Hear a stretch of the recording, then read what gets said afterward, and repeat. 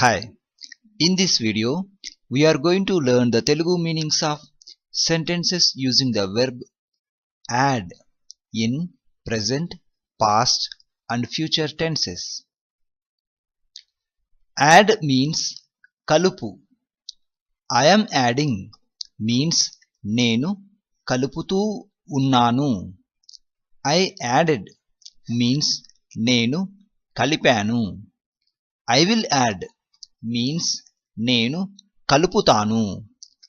You are adding means నువ్వు కలుపుతూ ఉన్నావు or మీరు కలుపుతూ ఉన్నారు. You added means నువ్వు కలిపావు or మీరు కలిపారు.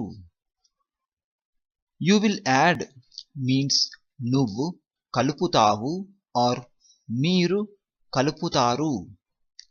He is adding means అతడు కలుపుతూ ఉన్నాడు. He added means అతడు కలిపాడు. He will add means అతడు కలుపుతాడు. She is adding means ఆమె కలుపుతూ ఉన్నది.